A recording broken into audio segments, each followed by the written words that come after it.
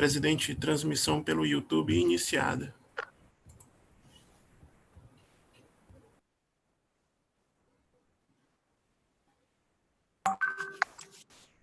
Sob a proteção de Deus e constatada a presença de quórum, aberta a 17ª sessão ordinária, 8ª, em formato telepresencial da primeira Câmara de Conta do Estado de Rondônia, quinta-feira, dia 4 de julho de 2020.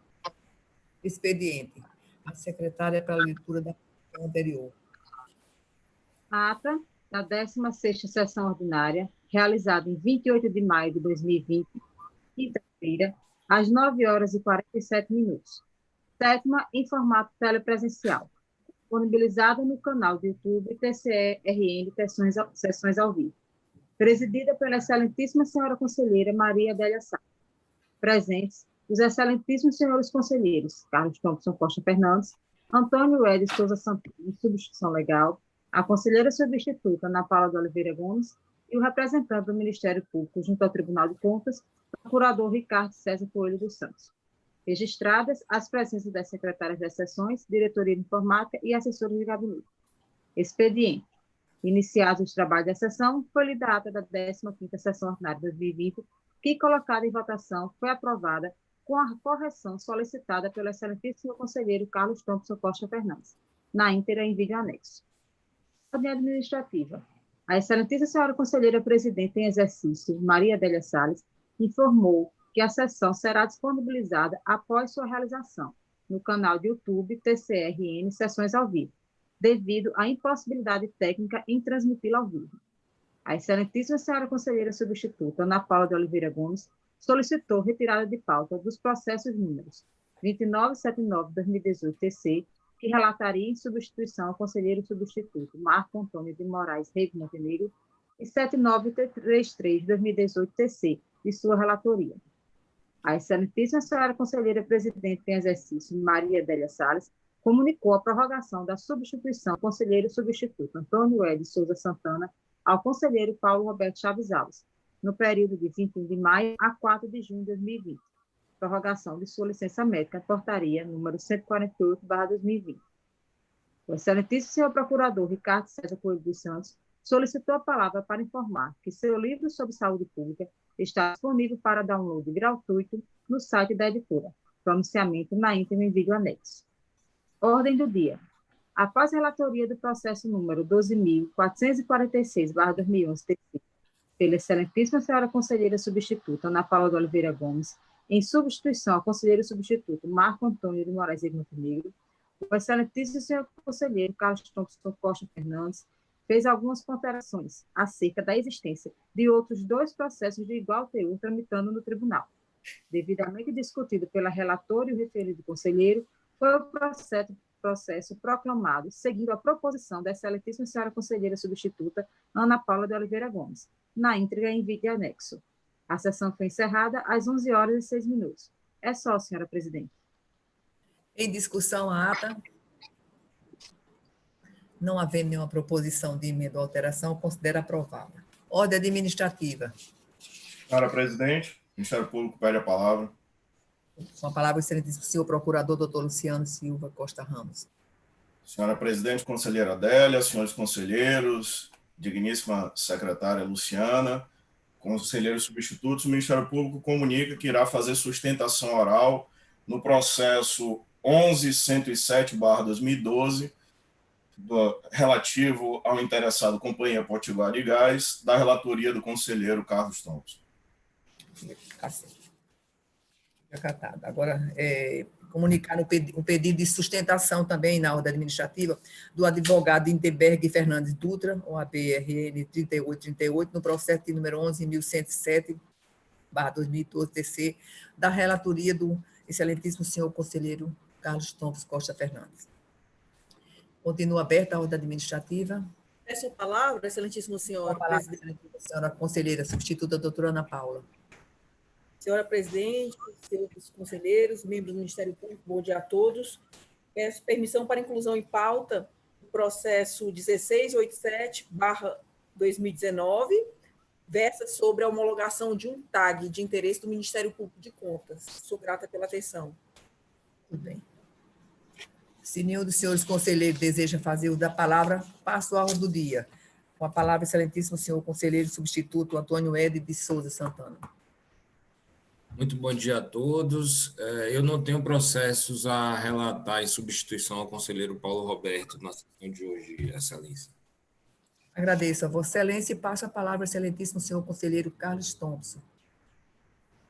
Senhora presidente, senhora conselheira substituta, senhor conselheiro de substituição legal, doutor procurador-geral, servidores da casa, minhas senhoras e meus senhores que nos acompanham pelo YouTube. Qual foi, doutor Luciano? Procurador, não é isso?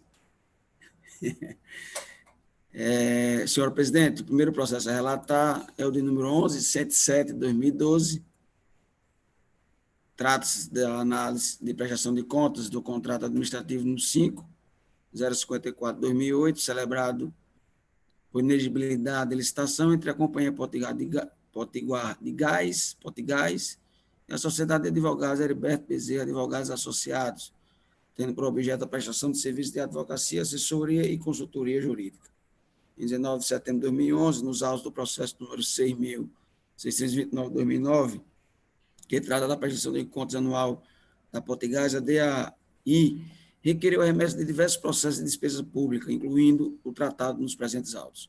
Analisando a matéria, em 19 de setembro de 2014, instruindo os autos, o corpo técnico da DAI, por meio da informação 251 de 2014, evento 1, folhas 118 a 123, entendeu que o contrato seria irregular e que o valor de R$ 127.698,19 pago durante a vigência do contrato de seu aditivo deveria ser ressarcido integralmente ao erário. Além do mais, apontou a ocorrência das seguintes supostas irregularidades formais, abro aspas, a ausência de certidões negativas de débitos, quando o pagamento das mensalidades referentes ao contrato e ao respectivo termo aditivo. B, ausência de nota de empenho. C, ausência de declaração de adequação orçamentária financeira.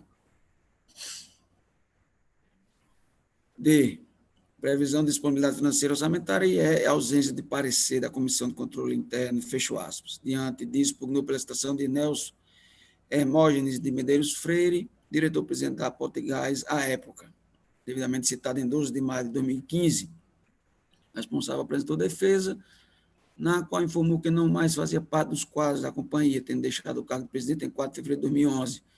Outro se suscitou a consumação da prescrição da apreensão punitiva, fundado no artigo 111 da Lei Complementar Estadual 464 de 2012. No mérito, alegou que a contratação seria regular, por quanto albergada pela legislação diante da impossibilidade de concorrência, bem como não houve prejuízo horário, tendo em vista que os serviços foram efetivamente prestados. No que toca às demais irregularidades, aduziu que não havia necessidade de emissão de notas de empenho, que é a previsão de disponibilidade orçamentária financeira, e as certidões negativas já constavam dos autos, e que se trata de sociedade de economia mista que tem recursos próprios, não havia necessidade de emissão de declaração de adequação orçamentária. Por fim, sustentou que, nos termos da regulamentação do TCRN, e no relatório da Comissão de Controle Interno somente seria exigível caso restasse identificada alguma irregularidade, e como que não haveria a obrigatoriedade de se instituir Comissão de Controle Interno em sociedade de economia mista. As certidões negativas já constavam dos autos, que se trata de sociedade de economia mista que tem recursos próprios. Em nova manifestação, por meio da informação 473 de 2015, a DAI registrou que todos os atos questionados ocorreram durante a gestão do requerente e rejeitou as alegações relacionadas à prescrição. No mérito, acolheu parte dos argumentos defensores, afastando a necessidade de ressarcimento horário e as irregularidades formais descritas nos itens B, C e D. Emitidos os autos ao Ministério Público de Contas em 23 de junho de 2016, por meio de cota ministerial 33 de 2016, a procuradora Luciana Ribeiro Campos requeriu a citação de Igor Alexandre de Aquino Fonseca, Hamid Rizério Mendonça de Medeiros e Érica Pelicano Ribeiro, integrantes da Comissão Permanente de Licitação à época, a fim de se defenderem em face das impropriedades encontradas na inexigibilidade da licitação. Ademais, requeriu a remessa dos autos à DAI para manifestação técnica sobre os seguintes pontos, abro aspas, a verificar no CIAI se houve outros pagamentos e se, de alguma maneira, houve renovação contratual. B, analisar se existiu e como foi realizada a fiscalização do cumprimento de todo o contrato. E C, apurar se existe na Companhia Potiguar de Gás cargos destinados à função de assessoria jurídica, fecho aspas. Em defesa conjunta, Igor Alexandre Aquino Fonseca, Ramide Risério Mendonça de Medeiros e Érica Pelicano Ribeiro ventilaram a hipótese de consumação da prescrição na prescrição punitiva e, no mérito, alegaram que a comissão de licitação não teria competência para interferir nos processos de tomada de decisão da gestão da companhia, bem como não teria havido processo licitatório que demandasse a atuação da CPL. Por fim, ressaltou que os atos de declaração da inegibilidade foram praticados pelo diretor-presidente e pelo diretor administrativo financeiro à época, bem como que, antes de se manifestar diante da dúvida sobre a legalidade da contratação, teria solicitado a emissão de parecer pela assessoria jurídica da companhia. Ato contínuo, foram juntados aos autos diversos documentos emitidos pela Potigás. Em análise conclusiva, o Corpo Técnico, por intermédio da informação 32 de 2017, evento 1, folhas 338 e 345, concordou com os argumentos de mérito apresentados pelos membros da CPL. Em atenção aos requerimentos do parquet, pontuou que no exercício de 2011 não houve contratações, aditivos, termos de dispensa ou inelegibilidade relativos à prestação de serviços jurídicos advocatícios. Contudo, em 2012 e 2013 foram identificados diversos pagamentos, procedimentos de contratação por inelegibilidade de licitação. Quanto à fiscalização do contrato, verificou que cabia a Ricardo Wagner Guilhermino Pereira, então gerente administrativo da Potigás, e como que não havia qualquer relatório sobre seu cumprimento, a não ser a posição de carimbos nas notas fiscais de serviço atestando o recebimento do objeto do contrato. Que diz respeito aos cargos destinados à assessoria jurídica, observou que na época a companhia não possuía em seu quadro próprio um assessor jurídico. Demais disso, verificou que a Potigás realizou o concurso público em 2012, ofertando uma vaga para o cargo de advogado júnior. Em 22 de março de 2017, o processo foi redistribuído a ex-conselheiro em razão da sucessão presidencial. Por fim, em 14 de novembro de 2018, o Ministério Público de Contas emitiu parecer, no qual pugnou pela declaração da regularidade das contas com a consequente aplicação das seguintes sanções ao gestor responsável, o senhor Nelson Hermógenes de Medeiros Freire. Aqui eu faço a citação do parecer do Ministério Público, eu vou dispensar a leitura. Pugnou ainda pela responsabilização de Igor Alexandre de Aquino Fonseca, Ramide Risério Mendonça de Medeiros e Érica Pelicano Ribeiro, em razão do que prevê a Lei 8.666 de 93, em seu artigo 51, parágrafo 3º. Requeriu, por último, a expedição de recomendação à Companhia Potiguar de Gás, para que seja adotadas as devidas providências para o funcionamento do sistema de controle interno da entidade, para que as próximas despesas venham acompanhadas do respectivo parecer de controle interno aprovando, ressalvando ou rejeitando as contas apresentadas. Eis o relatório, senhora presidente. Agora eu passo a palavra ao excelentíssimo senhor procurador, doutor Luciano Silva Costa Ramos. Senhores conselheiros, senhora presidente, eminente conselheiro relator, advogado que irá fazer a sustentação oral, eu faço só um registro que aparentemente a minha conexão está um pouco instável, porém eu irei ser o mais objetivo possível, até mesmo porque trata-se de um assunto bastante usual no âmbito do Tribunal de Contas, que diz respeito à contratação de assessoria jurídica. E a posição do Ministério Público de Contas é bastante clara e foi muito bem relatada e muito bem ressaltada no parecer da procuradora Luciana Ribeiro Campos, que, como regra, assessoria jurídica é uma atividade permanente da administração pública, seja ela direta ou indireta, então a regra há de ser com funcionários contratados para tal, e a regra para ingresso na administração pública é concurso público.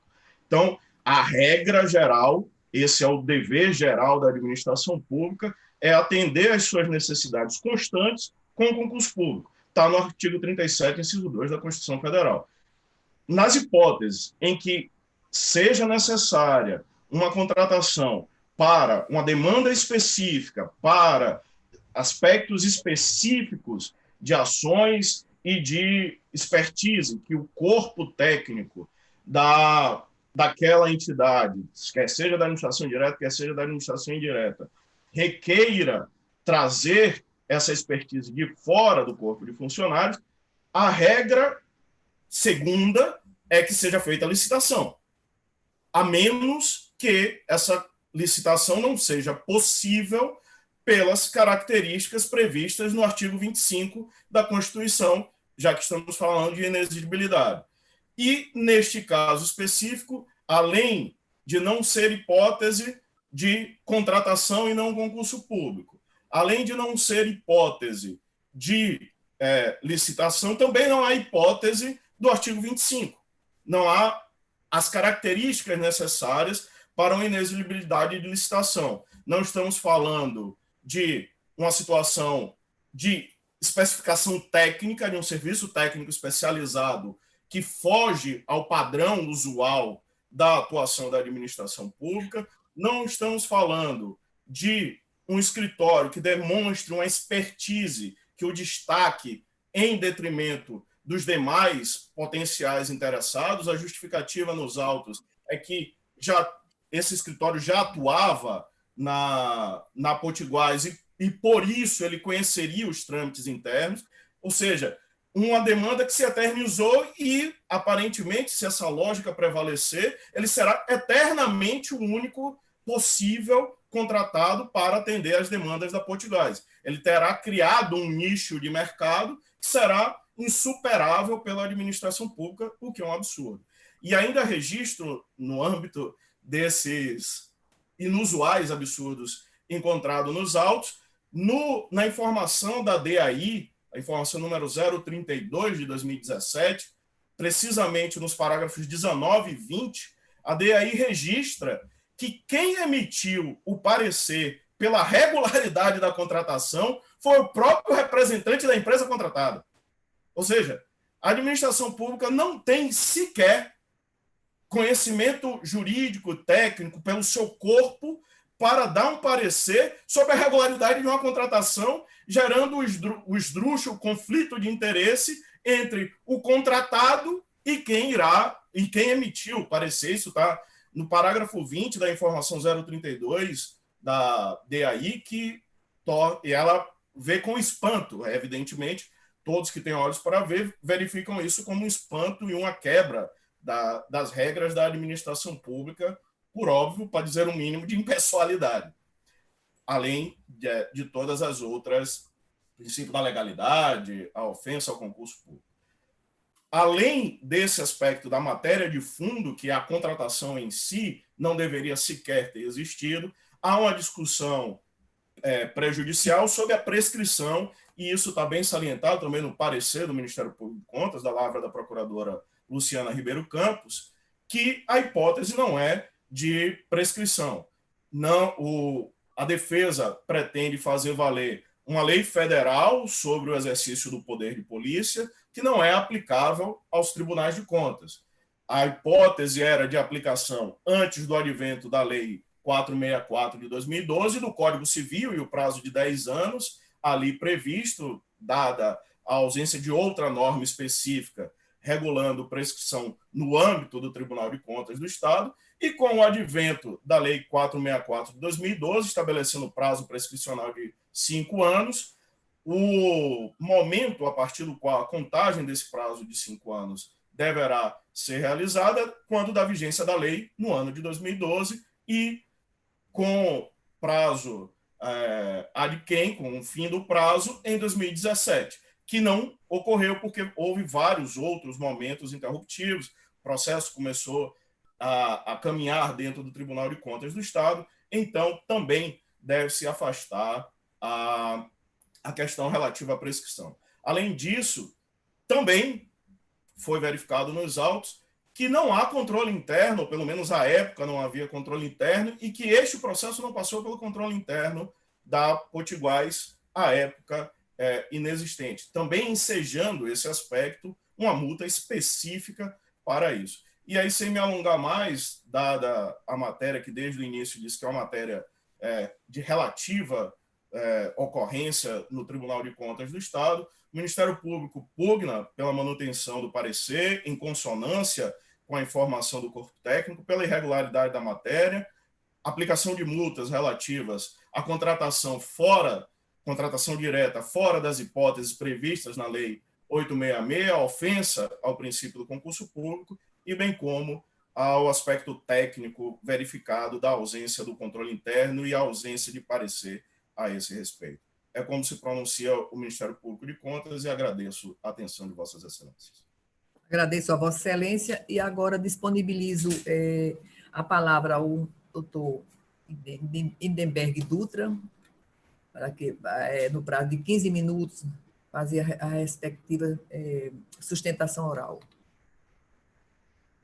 Excelentíssima senhora presidente, conselheira Adélia Salles, eminente relator, conselheiro Carlos Thompson, cumprimento os demais conselheiros, conselheiro Antônio Saldanha Santana e a conselheira Ana Paula, e de igual modo, não menos eminente, doutor Luciano Ramos, a quem parabenizo pela fluência verbal, pela forma sempre elegante e profícua com que expõe seus pensamentos, e isso deve também vir da academia, né? Professor tem uma vantagem sempre, está sempre um passo a mais. Diante do relatório, muito bem colocado pelo eminente relator e das reflexões trazidas pelo Ministério Público, eu irei ser muito objetivo apenas para tratar de dois fatos. Não quero aqui discutir a questão do tratamento jurídico. Eu, antes, digo que concordo em gênero, número e grau com a aplicação do direito, na forma como trouxe o doutor Luciano Ramos, mas, como diria Ortega y Gasset, nós somos nós e nossas circunstâncias. Então, o que aconteceu no longínquo ano de 2008? Nelson Hermógenes de Medeiros Freire, que até então era deputado estadual por 6 mandatos, salvo engano de minha parte, portanto, com a vida vocacionada totalmente para o legislativo, não renova o seu mandato e recebe o convite para inaugurar a sua experiência como gestor. Então, esse é um primeiro aspecto que eu ponho para reflexão. Era a primeira experiência dele na condição de gestor público. Chega na Potigás e se depara com essa situação, que, de fato, é muito singular e não seria ideal, de ter um advogado já contratado pela Potigás e que estava na iminência de ter o seu contrato renovado. A situação era tão dramática que essa questão, muito bem acentuada pelo eminente procurador, acabou tendo que ser levada a efeito, ou seja, o próprio interessado emitiu um parecer sobre a renovação do seu próprio contrato, porque, para tratar de maneira diversa, teria que a Potigás ter contratado uma terceira pessoa, ainda que para se posicionar somente sobre essa situação. Ou a presidência, juntamente com a sua diretoria, abrir mão daquele posicionamento para que a diretoria, sem formação jurídica, ter que atuar e definir temas tão sensíveis. Então, se é uma situação inadequada, a do advogado que lá estava, tratar juridicamente, e se imagina que dentro de um ambiente de lealdade, de convencimento, né, presume-se que dessa maneira. Se já era inadequado isso, eu avalio, projetando aqui um outro cenário, que seria ainda pior o presidente, que se encontra responsabilizado por uma interpretação que não foi dele, praticar um ato jurídico de interpretação de uma contratação, porque não teria outra alternativa.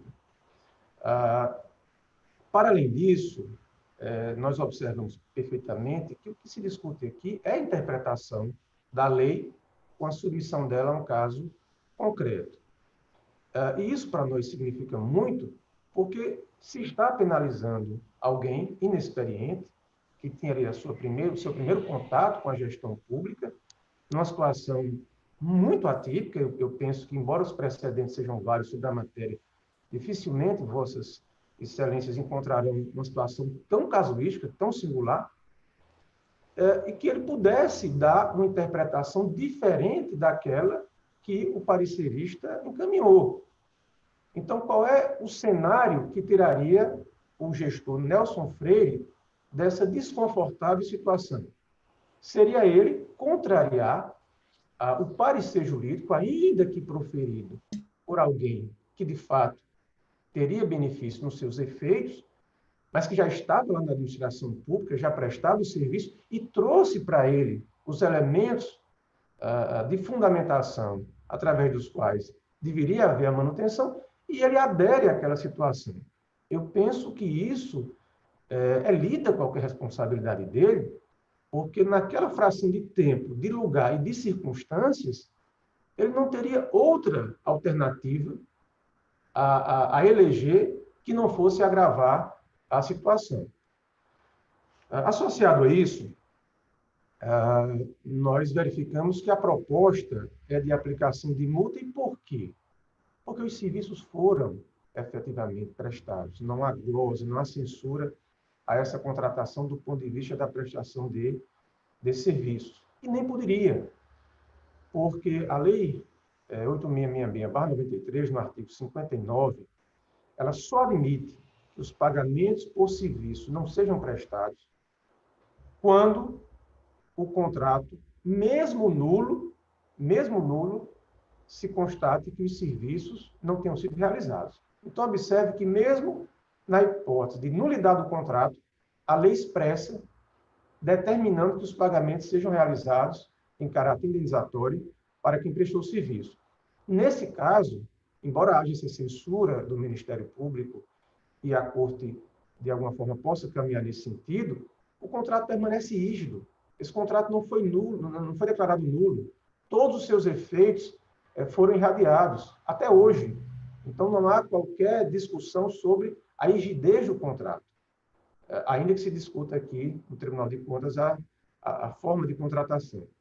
Então, Nelson Freire estava chegando, não tinha conhecimento técnico para enfrentar esse tema, só dispunha daquele advogado, era a situação que se apresentava na época, ficou lá por apenas 3 anos, saiu, foi uma atuação episódica, à exceção de uma situação como essa, que penso esteja mais vinculada a questões formais do que a uma conduta que mereça reprovação. Ele não tem qualquer outra censura, a biografia dele é absolutamente honrosa e honrada, não há na trajetória dele nenhum tipo de mácula, portanto, uma condenação por uma conduta irregular, um ato ilícito na administração pública, um tanto quanto inconciliável com a trajetória dele. E já para finalizar, eu volto ao tema da prescrição, apenas para um acréscimo ao que tão bem trouxe o doutor Luciano Ramos. De fato, a lei, quando entrou em vigor, a lei orgânica que rege o Tribunal de Contas do Estado do Rio Grande do Norte, os fatos já tinham ocorrido. A contratação foi em 2008, a lei entrou em vigor em 2012. Mas nós trazemos a reflexão da Corte, e fazemos isso inclusive na manifestação por escrito, que o regimento interno do tribunal, nos artigos 433 e 434, traz redação expressa quanto à transição da norma, dizendo que ela deve sim retroagir aos processos que estão em curso. Portanto, a proposta que nós estamos trazendo na consideração de Vossas Excelências é nesse sentido, é de que, embora a lei tenha entrado em vigor em momento posterior, a lei interna do Tribunal de Contas expressamente determina que os efeitos dessa lei se apliquem a tudo quanto existe de acervo processual, uma regra que me parece muito própria de todas as normas de transição. Foi assim no Código de Processo Civil, quando instaurou regras, dizendo o que fluiria quanto ao passado e o que fluiria dali por diante, de forma prospectiva e retroativa, e o próprio Código Civil e assim por diante. Então, quanto a esse aspecto, nós reconhecemos que a lei é posterior, mas trazemos essa regra também no tribunal, no sentido expresso de sua aplicação. E quanto às datas, nós tratamos de um contrato que é de 2008, ainda que se considere um aditivo, esse aditivo foi logo depois, de modo que seja, tendo como marco a citação, seja as informações do DAI, por qualquer dessas projeções, haveria incidência da prescrição, porque nas duas hipóteses teria fluído mais de 5 anos. Então, me parece que é uma regra objetiva de aplicação da norma, e se estivéssemos diante da premissa trazida pela Procuradoria, no sentido de que não havia ambiente jurídico para aplicação, de fato, nós refluiríamos nesse pedido. Mas aqui não. Os fatos estão postos e a norma é de aplicação vigente por essa regra do Código Interno, do Regimento Interno do Tribunal de Contas. E quanto ao mérito em si, eu renovo essas ponderações. Não houve qualquer tipo de enriquecimento ilícito, não se está tratando aqui de desvio. As características que envolvem aquele momento são rigorosamente essas que eu estou a transmitir a Vossas Excelências. Vossas Excelências estão em 2020, 12 anos depois, num tribunal que conta aí com o refino da jurisprudência, né, num ambiente em que, de fato, as interpretações se tornaram mais conservadoras. Então, eu também peço a compreensão nesse sentido. A lei de introdução, aliás, que substitui a introdução ao Código Civil e que rege a administração pública atualmente, conclama nesse sentido, que as interpretações tentem ser contemporâneas ao seu tempo, porque não me parece também adequado que 12 anos depois, com tantas mudanças de tantas ordens, inclusive de modificação do próprio julgador, do Ministério Público, se dê a um fato ocorrido em 2008, uma medida de justiça que se encontra em outra fase da vida, do tempo, e, enfim. Então, gostaria também que Vossas Excelências pudessem fazer essa retroatividade, não só da lei, mas também do tempo, do momento em que nós estávamos em 2008 e de tudo quanto circundava essa contratação e essa atuação de Nelson Freire. Então, com essas rápidas considerações, agradecendo a habitual atenção de Vossas Excelências, é que nós pedimos, pela peculiaridade, pelas circunstâncias absolutamente singulares desse caso, que, de fato, não seja imputada qualquer responsabilidade a Nelson Hermógenes de Medeiros Freire. Agradeço a atenção e aguardo o julgamento. Muito obrigado. Parabenizo Vossa Excelência, ao ilustre causídico, né, doutor Endelberg Dutra, por sua brilhante sustentação oral no plenário virtual deste tribunal. E devolvo a palavra ao excelentíssimo senhor conselheiro relator, doutor Carlos Thomas Costa Fernandes. Senhor presidente, antes de iniciar, eu também parabenizo as sustentações orais do doutor procurador e do eminente advogado. Passo agora às razões do meu voto. Inicialmente, eu vou analisar a prejudicial de mérito arguída em sede de defesa de eventual prescrição. Ab início, considerando que as defesas suscitaram que a prescrição da pretensão punitiva teria se consumado, bem como que os fatos aqui analisados se referem aos exercícios de 2008 a 2010 e estão sendo levados a julgamento tão somente em 2020, necessário se faz apreciar a referida prejudicial de mérito. Anote de logo persistir a pretensão punitiva na hipótese dos autos, visto que não há que se falar em prescrição, seja decenal, quinquenal, trienal, matéria registro cognoscível ex officio. Vejamos. A Lei Complementar Estadual 464/2012 trouxe esse artigo 170, a prescrição decenal. Vejamos aludido dispositivo, verbo, advérbio. Aqui eu cito o dispositivo, dispensa a leitura, e digo que, levando em conta seu conteúdo, vez que o prazo decenal deve ser contado da data de entrada em vigor do mencionado diploma legal, assim sendo considerando que os fatos em epígrafe se referem aos exercícios de 2008 a 2010 e que a lei orgânica aprovada em 5 de janeiro de 2012 entrou em vigor em 7 de abril de 2012, não há como aplicar o referido prazo prescricional às eventuais infrações aqui suscitadas. Destaque incabível a aplicação da prescrição da pretensão punitiva desta Corte fulcrada no artigo 170 da mencionada lei. Passo por conseguinte a verificar a eventual ocorrência da prescrição quinquenal. Aqui eu resumo o voto e que faço considerações e de que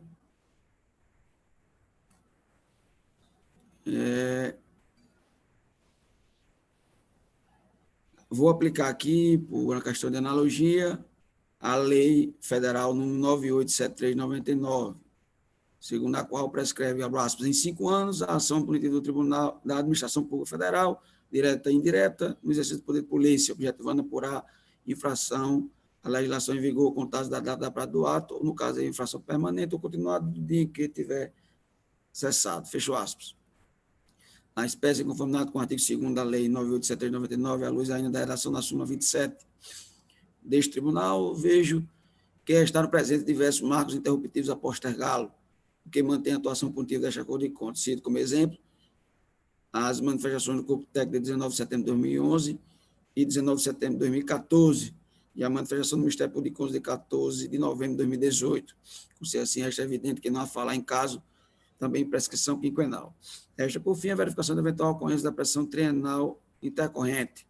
A lei orgânica deste acordo de controle disciplinar, mencionado para prazo prescricional, trouxe uma regra expressa.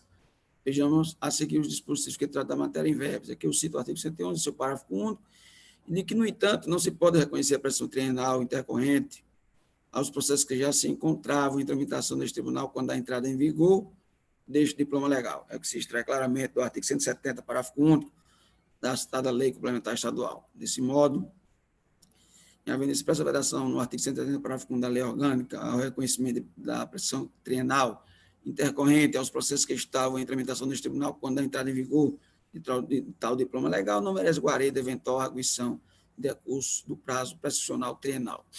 Portanto, reconhecida a não configuração da prescrição, passo propriamente à análise do mérito feito. O item 2 do voto.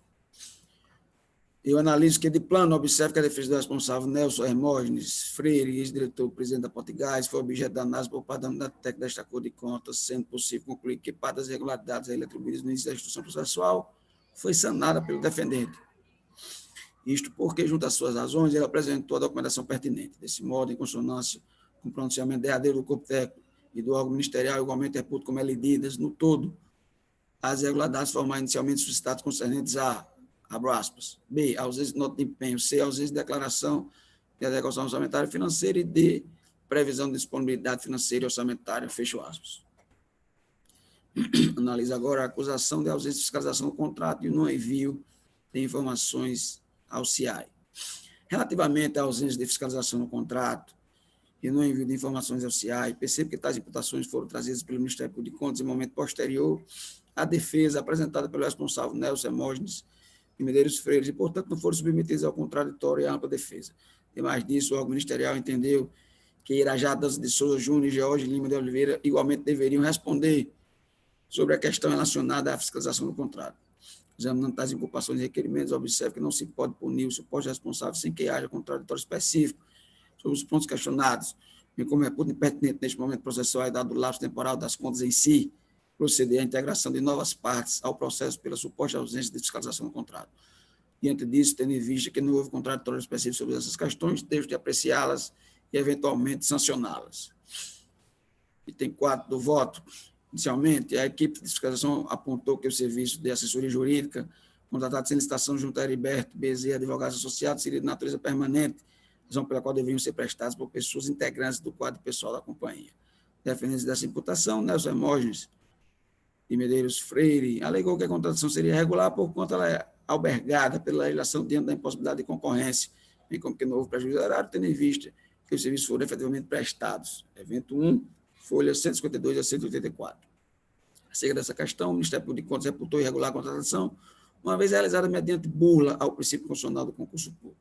Pois bem, da análise dos documentos acostados aos autos, percebo que, ao contrário do que aduziu o defendente, a situação em apreço não se amolda às hipóteses do artigo 13.5, combinado com o artigo 25.2 da Lei de Licitações. Aqui eu cito tais dispositivos, vou dispensar a leitura e digo que, nesse sentido, contrastando as imputações do corpo técnico com os argumentos de defesa sob a ótica ainda da jurisprudência do Supremo Tribunal Federal, considero que os serviços em discussão não poderiam ser contratados por inelegibilidade de licitação, especialmente porque não se encontra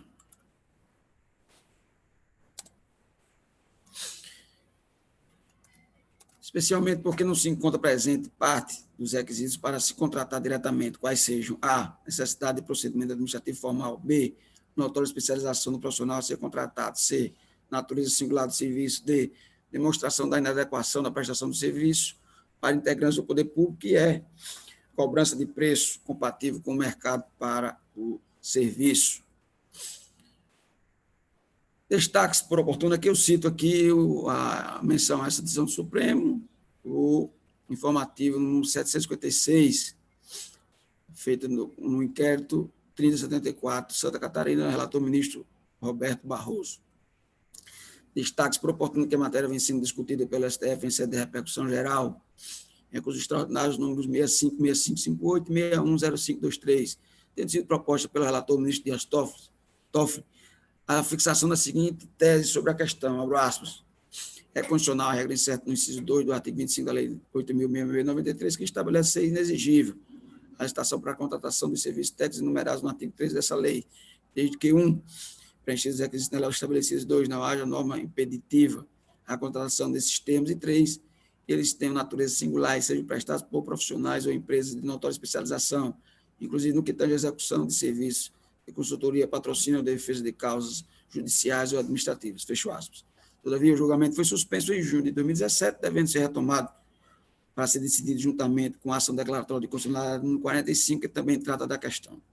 No caso, como bem apontou o corpo técnico, evento número 1, folha 122, abro aspas, o escritório contratado prestava serviço a Potigás há pelo menos 8 anos, mediante os contratos número 5.057/2002 e 5.054/2008, estando comprovada a desnaturação da singularidade e complexidade que autorizariam a contratação de serviço mediante inexigibilidade, fecho aspas.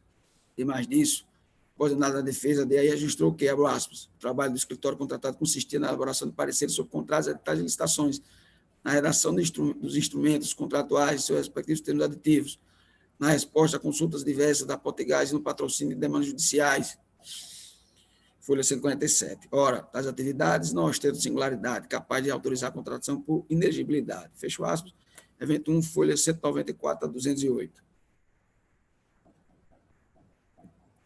Ou seja, não se observa a presença da notória especialização do profissional contratado na natureza singular do serviço e a demonstração da inadequação da prestação do serviço pelos integrantes do poder público. Com efeito, no que se refere à contratação de assessoria jurídica sem o precedente concurso público, vamos levar em consideração que essa contratação não tem por pressuposto a simples formalização do contrato, prestação de serviço, considerando a circunstância originária e o contratado desempenhar serviço que traz consigo um nítido caráter de habitualidade. Vale dizer, o pressuposto necessário para a contratação sustenta sobre as balizas do princípio constitucional do concurso público, forma legítima e moralizada, de se aferir de modo objetivo quem efetivamente resguarda condições de desempenhar as atividades inerentes à própria funcionalidade do ente público, até mesmo a imprescindível atenção aos princípios da legalidade, da moralidade, da impessoalidade e da eficiência. Aqui, senhora presidente, eu faço considerações sobre essa questão do respeito ao concurso público, e de que, com ser assim, concluo pela existência da irregularidade apontada, qual seja a contratação por inexigibilidade da licitação de assessoria jurídica, inobservando os ditames constitucionais. E aqui eu faço também a menção ao meu posicionamento pessoal, que defendo que haveria dano erário, mas me curvo em homenagem ao princípio da colegialidade, ao entendimento sumulado deste tribunal na súmula número 28 desta Egrégia Corte de Contas, que eu cito também no corpo do meu voto, e de que outrossim a ausência de concurso público desnudo como irregularidade grave, que ofende frontalmente preceitos constitucionais, suscitando, portanto, o máximo rigor deste tribunal, quando o abritamento da multa correspondente. No que tange, eu digo que, mais uma vez, expôs a razão jurídica para se punir o gestor com multa, fazendo a contratação irregular de serviço ordinário sem prévio concurso público. No que tange a aplicação de sanções por essa irregularidade, concordo com o corpo executivo e divido do Ministério Público de Contas quanto à inclusão dos membros da Comissão Permanente de Licitação, Igor Alexandre de Aquino Fonseca, Namide Rizero Mendonça de Medeiros e Érica Pelicano Ribeiro, no rol de responsáveis. Nesse sentido, reputo procedente o argumento defensório por eles apresentado, de que a CPL não teria competência para interferir nos processos de tomada de decisão da gestão da companhia, ou seja, os atos de declaração da elegibilidade não foram por ele praticados, devendo a sanção recair sobre o então diretor-presidente da companhia à época, Nelson Hermógenes de Medeiros Freire. Como se sabe, é a CPL que receber, examinar e julgar todos os documentos e procedimentos relativos às licitações e ao cadastramento dos licitantes, isto é, a ela compete o processamento do certame. A respeito dessas atribuições, a CPL anota a doutrina de José Torres Pereira Júnior, abro aspas, sob a vigilância, sob a vigência e também vigilância da Lei 8.666/93, a Comissão de Licitação não pratica qualquer ato concreto, além da classificação. A atividade jurídica da Comissão de Licitação se exaure com a classificação e com a manifestação dos eventuais recursos interpostos. Não lhe compete emitir apreciação acerca da conveniência ou inconveniência da contratação ou sobre a satisfatoriedade das propostas, fecho aspas. Nesse sentido, ponto isso que vigora no sistema jurídico, em termos de responsabilidade no âmbito de licitações e contratos públicos, o princípio da segregação de funções, que informa que o mesmo agente público não deve, via de regra, atuar em mais de uma fase do processo de licitação ou contratação. Exemplo, Grátia, um servidor que integra uma comissão de licitação não deve ser designado para fiscalizar o contrato. Essa direção tem entendido o Tribunal de Contas da União, abre aspas, relativamente à distribuição de competências funcionais, evitar a designação de mesmos servidores para desempenho de atribuições em etapas diferentes de um mesmo processo de licitação e contratação, cuidando para que a elaboração do edital e do orçamento, termo de referência, anexo, etc., a participação da comissão de licitação, a fiscalização do contrato, advindo e o pagamento dos serviços contratados sejam providos ou executados por distintos servidores habilitados em cumprimento ao princípio da segregação de funções, Acordo 1093/2015, plenário TCU, fecho aspas. Dessa forma, tenho para mim que os ex-membros da CPL não devem ser apontados como responsáveis pela contratação direta por inexigibilidade em análise.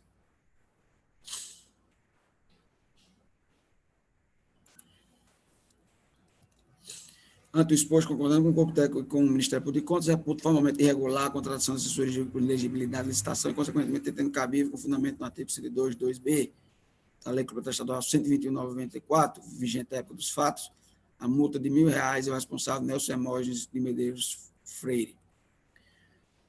Analiso agora a imputação, senhora presidente, de ausência de comprovação da irregularidade fiscal, trabalhista e previdenciária durante a execução contratual. Dentre as irregularidades formais identificadas, destaca-se a ausência de certidões negativas de débitos, quando o pagamento das mensalidades referentes ao contrato e ao respectivo termo aditivo. Em sua defesa, Nelson Hermógenes de Medeiros Freire alegou que constavam dos autos certidões negativas de débitos estaduais, certificados de regularidade do FGTS, certidão negativa de dívida ativa estadual e certidão negativa de débitos previdenciários.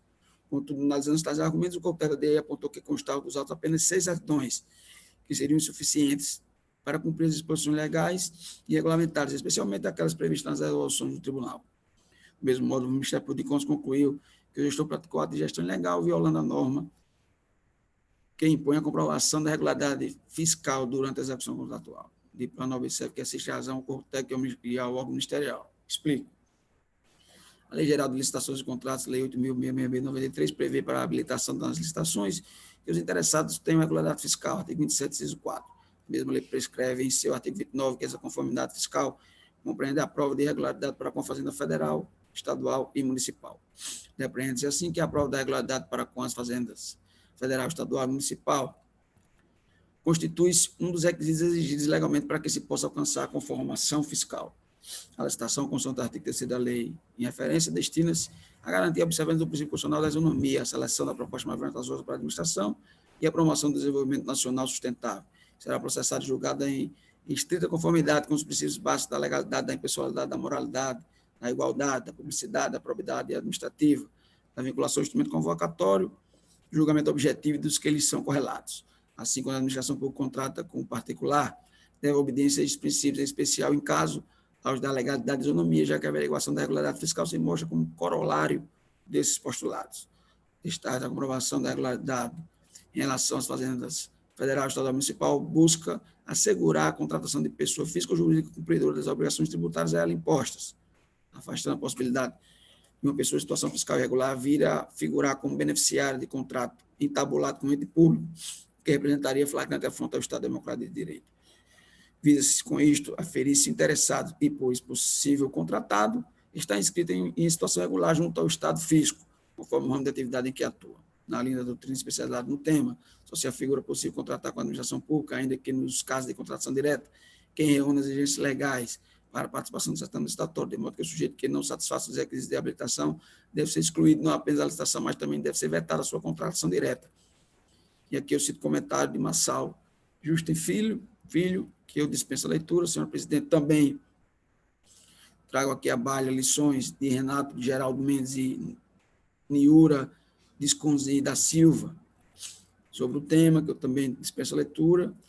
E é justamente este o entendimento do Tribunal de Contas da União, nos acordos relacionados a seguir, nos quais se menciona a obrigatoriedade da análise de habilitação em ato contínuo da regularidade fiscal do interessado previamente à formalização do contrato que foi determinado. Eu cito decisões aqui e vou dispensar também a leitura delas, senhor presidente, de que ainda note-se que o artigo 193 do CTN obsta à celebração de contrato entre o ente público e o interessado, sem que este prova a quitação de todos os tributos devidos à Fazenda Pública relativos à atividade em cujo exercício contrata. De igual modo, verifica-se que a ausência de comprovação da regularidade fiscal das contratadas, no caso da contratada, do escritório contratado, também contraria o disposto no artigo 16, inciso 13 da Resolução 12/2007, vigente à época, que exige a instrução do processo de comprovação de despesas públicas orçamentárias pelo regime ordinário ou comum com documentos que comprovam aquela regularidade fiscal e verbos. Aqui eu cito disposto. Dispensa a leitura, o senhor presidente diz que sobre o tema, inclusive, que apontar que o plenário deste tribunal, com a decisão 2204/2016, proferida em 26 de janeiro de 2016, nos autos da consulta 1376/2012, formou igualmente entendimento ao responder ao então consulente que, abro aspas, é obrigatória a comprovação da regularidade do contratado para com as fazendas federal, estadual e municipal nos casos de dispensa e inelegibilidade de processo estatório, contratação direta e respeito à subsidiariedade e anomia da legalidade, fecho aspas. Em que pese mencionada consulta não possui caráter retroativo, contudo que ela reflete o atual entendimento deste tribunal acerca do tema. Registro, igualmente que esse entendimento foi ratificado recentemente pela primeira Câmara deste tribunal por meio do acordo 55/2017, para o iniciador do processo, 58/99/2012, do acordo 100/2017, proferido nos autos do processo 40/71/2012, e o acordo 77/2017, zerado no processo 12/078/2012. Destaco que a regularidade fiscal deve ser verificada na habilitação do procedimento estatório durante toda a execução do contrato e na fase em que ocorrer a liquidação da despesa. Ou seja, a manutenção da regularidade fiscal, trabalhista e previdenciária deve ser aferida durante toda a execução do contrato, porque é condição expressa em cláusula obrigatória de todo contrato administrativo, inclusive decorrente de inexigibilidade de licitação, como no caso. Ressalto nesse sentido a disposição contida no artigo 55, 13 da Lei de Licitações e Contratos. Também cito aqui o dispositivo de que, em caso, observe que o contrato e seus ativos vigeram entre abril de 2008 e abril de 2010. Contudo, durante os 2 anos de execução contratual, consta dos autos apenas 2 certidões negativos de débitos estaduais relativos aos meses de abril de 2008 e abril de 2009, 2 certificados de regularidade do FGTS relativos aos meses de maio de 2008 e abril de 2009, 1 certificado de regularidade do FGTS referente ao mês de abril de 2008 e uma certidão negativa de débitos previdenciários, válida de junho de 2008 a 29 de novembro de 2008, fecho aspas. Ou seja, é nítido que não houve exigência de comprovação e certificação da regularidade fiscal, trabalhista e previdenciária do contratado durante a vigência do ajuste. Desse modo, tem-se regularidade formal, que, em consonância com o que concluir o corpo técnico do Ministério Público de Contas, macula a prestação de contas a ponto de dirigir desta conta sua desaprovação, até o do artigo 78.2 da Lei Estadual 121/94, vigente à época dos fatos, bem como a imposição de multa nesse favor do responsável no montante de R$1.000, nos termos do artigo 102, inciso 2, letra B da citada Lei Estadual 121/94. Analiso agora, senhora presidente, a acusação de ausência de parecer do controle interno. Por fim, remanesce a imputação de que não haveria parecer do órgão de controle interno da companhia acerca da legalidade da presente contratação. Defendendo-se dessa acusação, Nelson Hermógenes de Medeiros Freire sujeitou que, nos termos da regulamentação do TCRN, o relatório da Comissão de Controle Interno somente seria exigível caso restasse identificada alguma irregularidade, bem como que não haveria obrigatoriedade de se instituir Comissão de Controle Interno em Sociedade de Economia Mista. Evento 1, folhas 152 a 184. Analisando os argumentos, consonância com as manifestações do Corpo Técnico do Ministério Público de Contas, reputo que a defesa não merece ser acolhida. Na verdade, o que eu estou demonstrando é que, além de não constar parecer do órgão de controle interno sobre a contratação, a companhia sequer havia instituído comissão permanente para tal fim. Ora, a exigência de constituir órgão de controle interno decorre da própria Constituição Federal, nos termos de seus artigos 70 e 74, e alcança as entidades integrantes da administração pública indireta, tal qual a Potigás, criada sob a forma de sociedade de economia mista. Relativamente à necessidade de pronunciamento do órgão de controle interno sobre a prestação de contas das despesas ora analisadas, reputo que foi descumprida a norma contida no artigo 16, incisos 12 e, melhor dizendo, 22 e 23 da Resolução 12/2007, por quanto o parecer do controle interno deve compor o processo de execução de despesa pública, independentemente da verificação de irregularidades. Aqui eu cito tais preceitos e digo que, nesse contexto, saliento que a interpretação das resoluções editadas para esta conta é clara, determinando que a multa deverá ser aplicada tão somente em razão do cometimento de ato irregular, sem que haja necessidade de demonstrar qualquer prejuízo ou ato ou outro tipo de dano erário. É o que se depreende do artigo 25.2 da Resolução 7/2005. A caracterização da infração em tela de ordem formal, tendo-se por configurada por meio de simples ausência do documento na prestação de contas. Nesse sentido, a justiça deste tribunal, Aqui eu cito o acordo 213, tendo como relator o conselheiro substituto Antônio Ed. Desse modo, aplico a multa de R$1.000 também ao senhor Nelson Hermógenes de Medeiros Freire. Outro sim, em consonância com o requerimento do Parque de Contas e com fundamento no artigo 301.3 do regimento interno desta Corte, entendo que deve ser expedida recomendação para que a companhia Potiguar de Gás, caso assim já não tenha procedido, melhor dizendo, institua órgão permanente de controle interno em seu quadro organizacional. Passo à conclusão, senhora presidente, tento exposto, concordando integralmente com o corpo técnico e parcialmente com o Ministério Público de Contas, dele discordando da aplicação de sanções pela suposta ausência de fiscalização do contrato e o suposto não envio de informações oficiais, enquanto novo contrato trata sobre essas questões, bem como da punição aos membros da Comissão Permanente de Licitação, voto pela desaprovação das contas da Companhia Potiguar de Gás, relacionadas ao contrato administrativo no 5.054/2008 de seus aditivos, cuja responsabilidade recai sobre o ex-presidente da entidade, senhor Nelson Hermógenes de Medeiros Freire, na forma prevista no artigo 78.2 da Lei Complementar Estadual 120/94, condenando-se o referido gestor ao pagamento das seguintes multas: R$1.000 pela contratação irregular da assessoria jurídica por liberalização, R$1.000 pela ausência de comprovação de regulamento fiscal, trabalhista e previdenciário durante a execução contratual, e R$1.000 pela inexistência de parecer do órgão de controle interno sobre a legalidade do contrato e da execução. Valores esses que devem ser devidamente corrigidos. Voto também com fundamento no artigo 301.3 do regimento interno desta Corte, no sentido de que se recomende que a Potiguar, caso já não tenha procedido, institua órgão permanente de controle interno em seu quadro organizacional.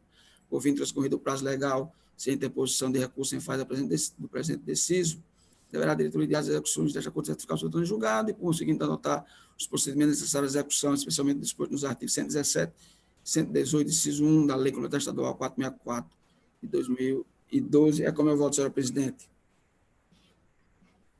Vou tomar os votos agora e como vota o conselheiro substituto doutor Antônio Ed. Eu acompanho o relator, excelência. Eu também acompanho o relator. Ainda tem mais processo, vossa excelência? Tenho sim, senhora presidente. Eu tenho mais 2 processos a relatar.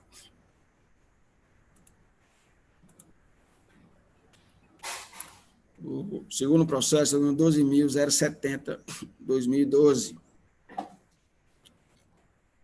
O do presente de processo de prestação de contas, oriundo da atual Fundação de Atendimento à Criança e Adolescente do Estado do Rio Grande do Norte, Fundase, sob a responsabilidade da senhora Patrícia Cordeiro de Vasconcelos, referente ao exercício de 2010, eventos números 1 e 2.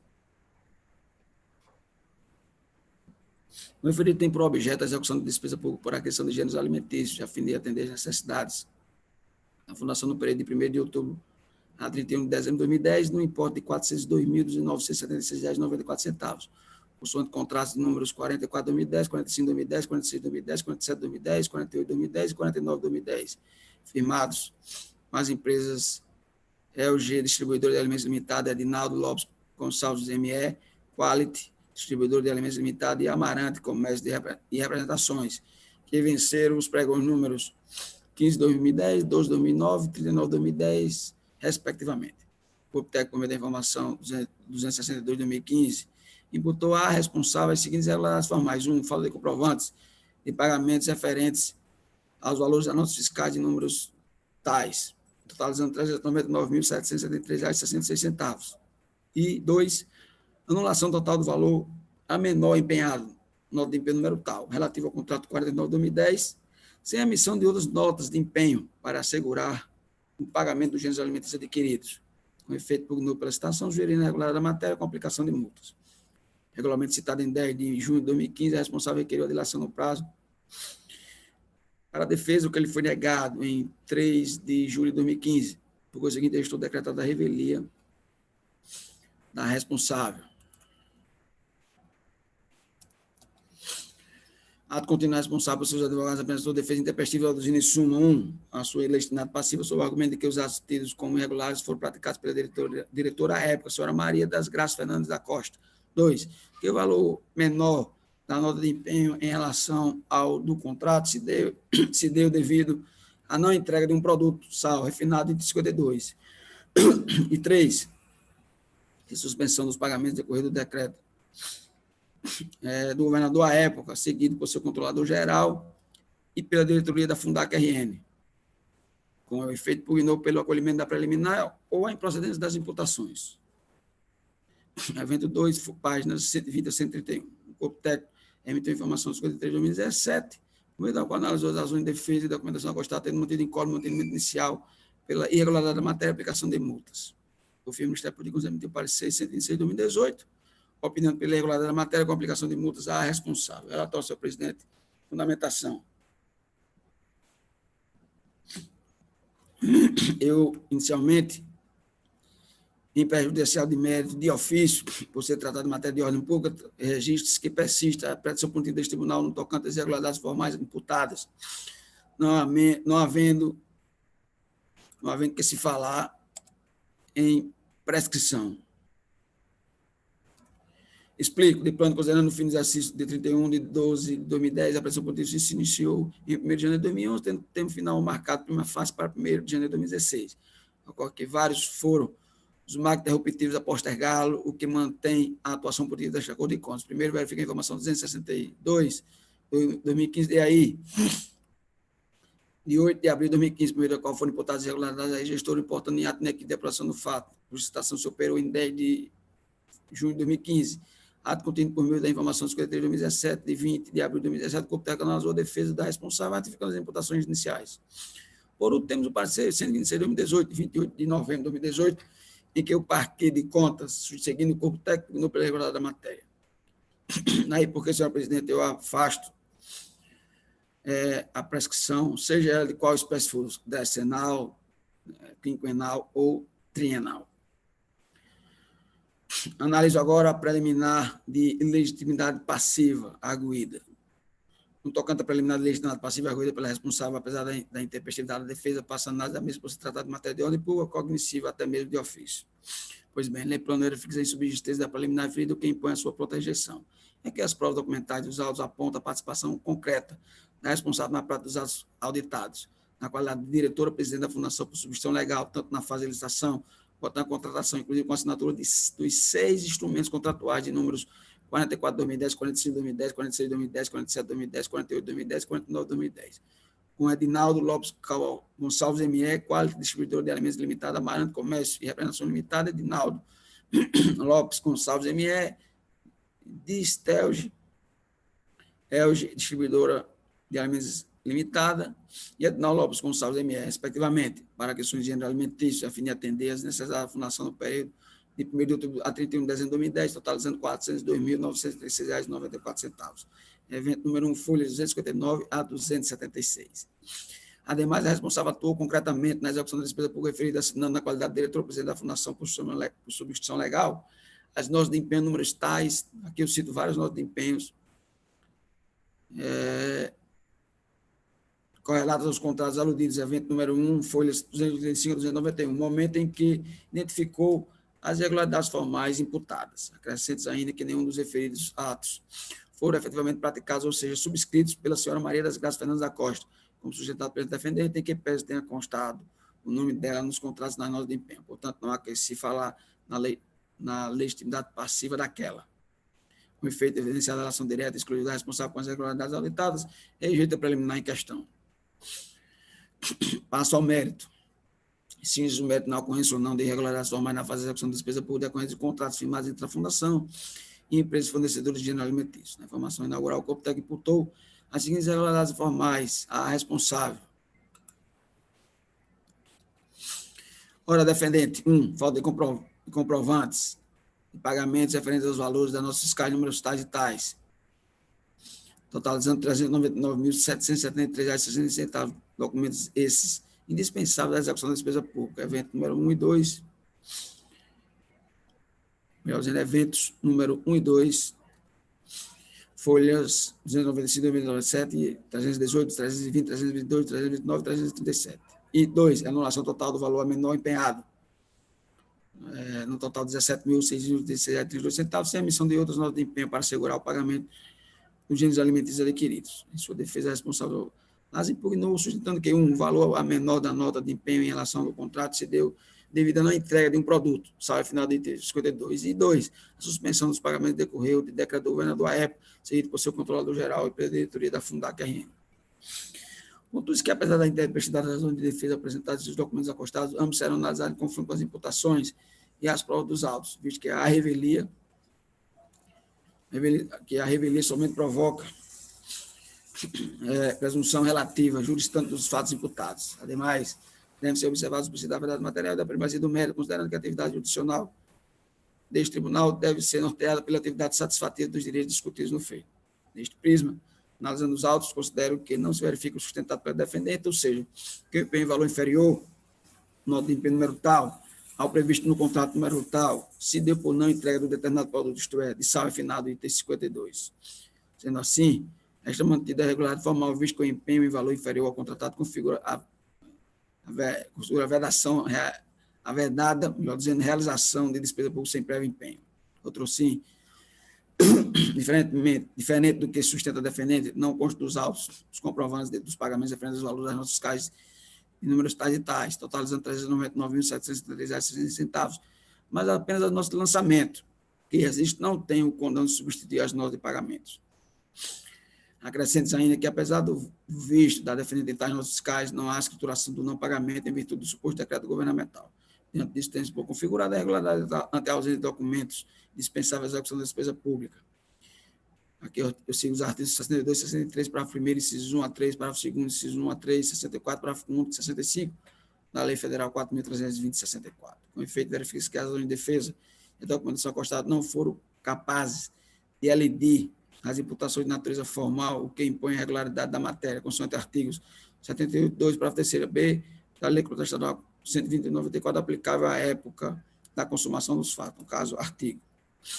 Por fim, diante das graves infrações da norma legal de natureza financeira, entende que deverá responsável ser condenado a pagar multas no importe de R$ 400 por cada irregularidade, o que totaliza R$ 800. Pelo exposto, a consonância com a informação do corpo técnico comparecido do Ministério Público, voto pela delegação de ofício da inacorrência da prescrição, pela rejeição da preliminar de legitimidade passiva arguída e, por fim, pela irregularidade da matéria, complicação de multas à responsável, Patrícia Cordeiro Vasconcelos, que totalizou R$ 800, sendo R$ 400 por cada irregularidade formal cometida, consoante artigo 78, inciso 2, parágrafo 3º, linha B, 102, 2B, da Lei Estadual 120/94, aplicável à época da consumação dos fatos. Recomendo o voto, senhora presidente. Meu terceiro e último processo é o de número 3.921/2019,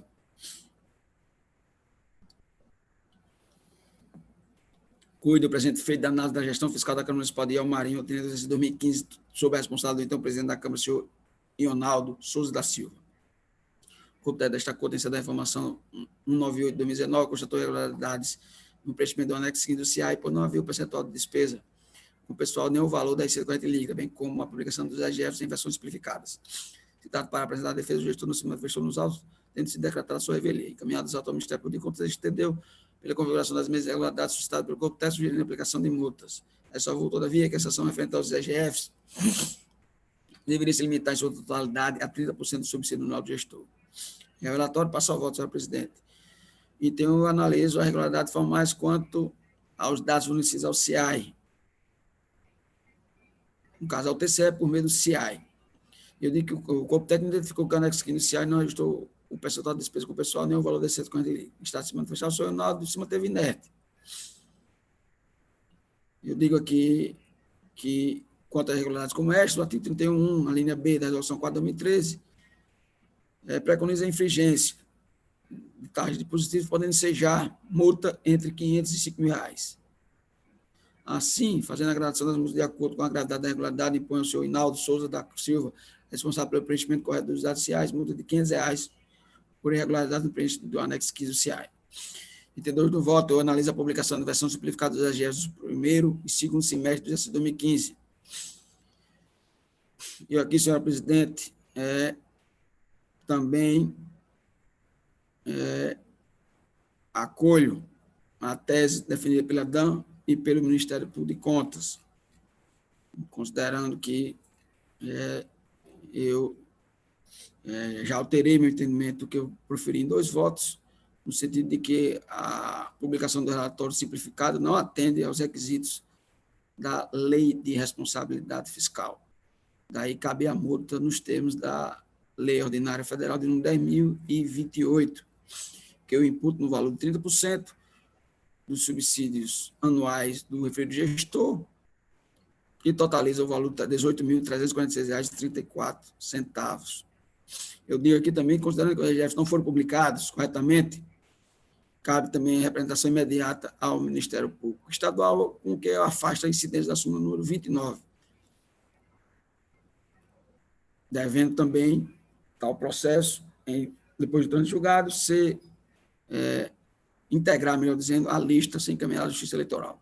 Quanto isso, a informação do Corpo Técnico do Ministério Público de Contas, voto pela aprovação das contas da Câmara Municipal de El Marinho, atento a 2015, subvencionado do então presidente da Câmara, senhor Ronaldo Souza da Silva, na forma do artigo 71, da Lei Estadual 464/2012, combinado com o disposto na Lei Federal 10.028/2000, na Resolução 4/2013, TCE, aplicando as seguintes multas: R$ 18.346,34, equivalente a 30% dos vencimentos anuais, pela ausência de divulgação integral dos RGFs do período, multa de R$ 500 por irregularidade no preenchimento das fiduciárias. Volta ainda pela representação imediata ao Ministério Público Estadual para apuração dos fatos no âmbito de sua competência. É só, senhor presidente, o que eu tenho para relatar. Agradeço a atenção de todos.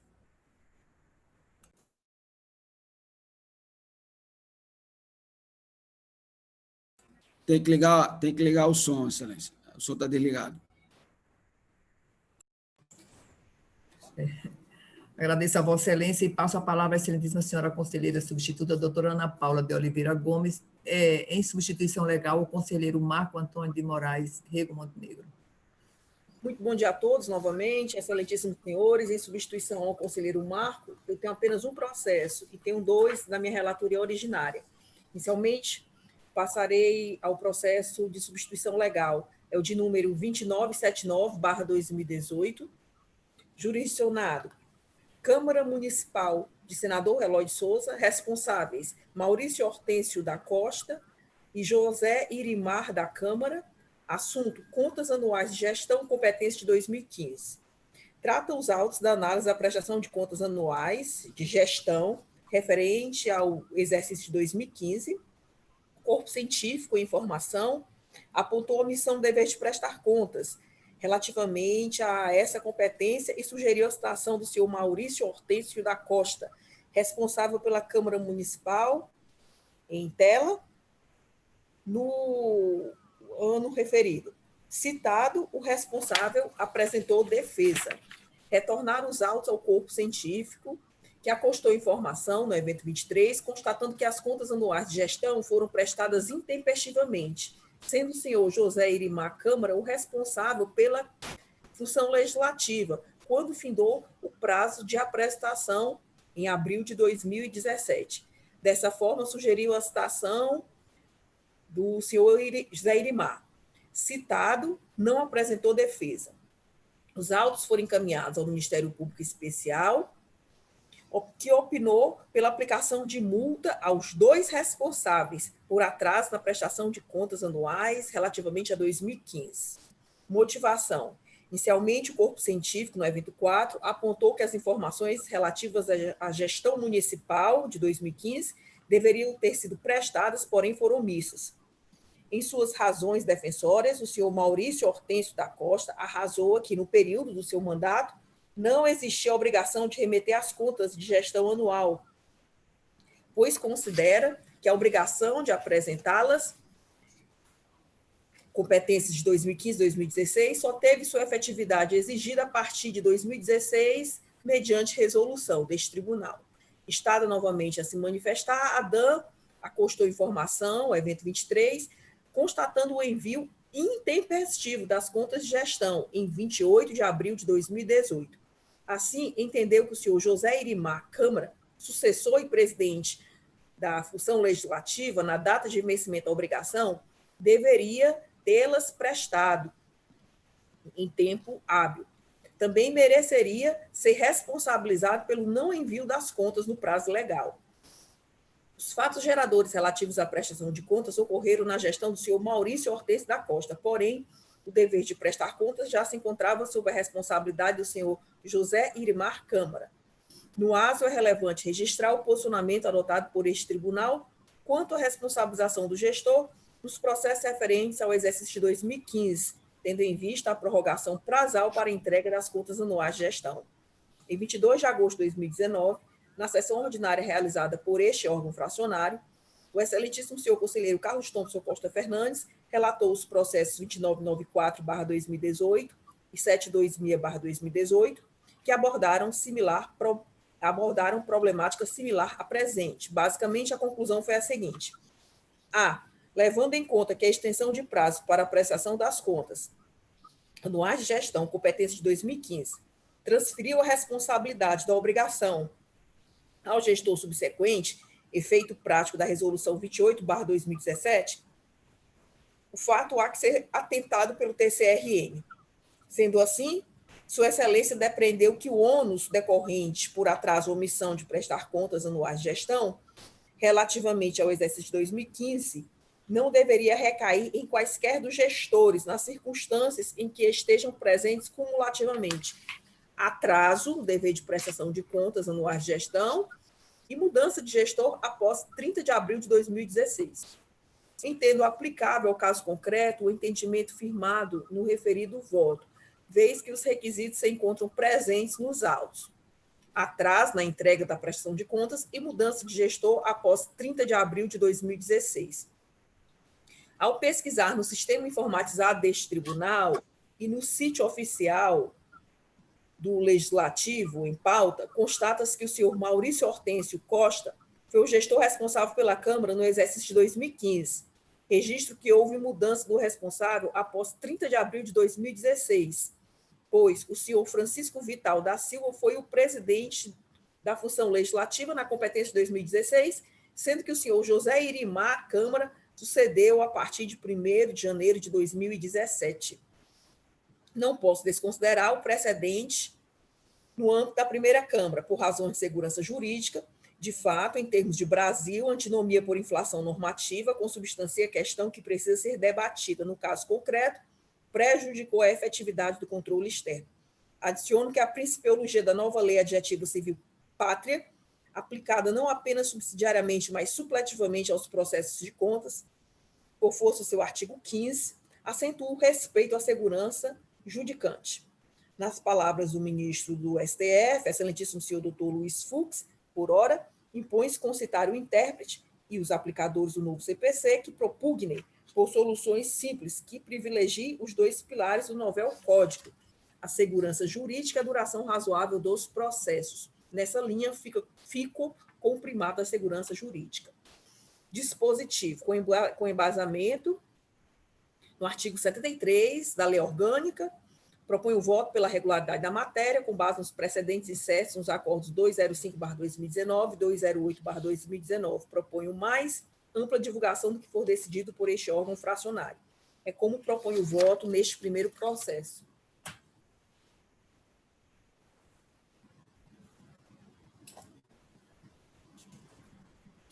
Vossa Excelência vai relatar ainda os processos da sua relatoria? Sim, tem dois. Como vota o conselheiro Antônio Hebe? De acordo com o entendimento proposto pela relatora.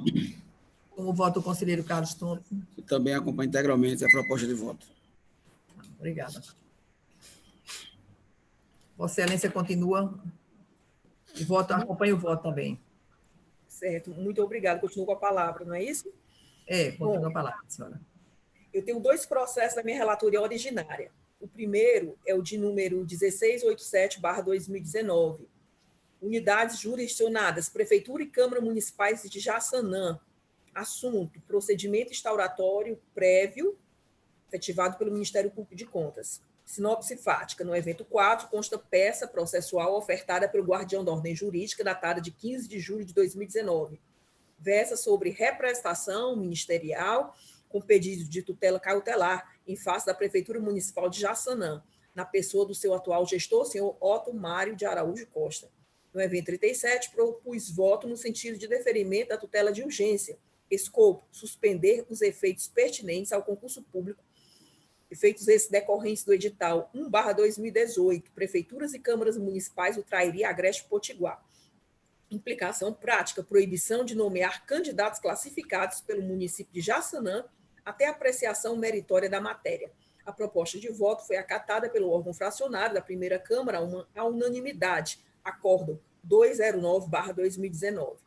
Nos eventos 85 e 86, vê-se termo de ajustamento de gestão TAG 3/2019, celebrado entre o MPC e a municipalidade em questão, tudo com o propósito de restabelecer a saúde financeira do ente federativo local, bem como resgatar a legalidade do certame deflagrado pelo edital já mencionado. O parquê submeteu assim o referido TAG ao conhecimento e apreciação da primeira Câmara de Contas, pugnou por sua homologação. Motivação: analisando as cláusulas contidas no TAG 3/2019, evento 85, verifico a regular identificação das obrigações ajustadas e das autoridades responsáveis por seu adimplemento, a estipulação de prazo e a previsão de sanção pecuniária para hipótese de descumprimento. O TAG, a meu ver e sentir, apresenta-se em estrita observância às exigências contidas no artigo 122 da norma orgânica vigente. No que tange às vedações contidas no artigo 122, parágrafos 1º e 2º da lei orgânica, observe que o instrumento não implica renúncia de receitas, nem se relaciona a situações configuradoras em tese de ato doloso de probidade administrativa. Por outro lado, o pactuado guarda sintonia com a sistemática de negócios jurídicos processuais, estabelecida na nova Lei Adjetiva Civil Pátria. O novo CPC privilegiou a autocomposição ou empoderamento dos atores processuais, com a concretização de negócios jurídicos no âmbito do feito, que dinamiza o processo de construção de uma decisão mais justa socialmente.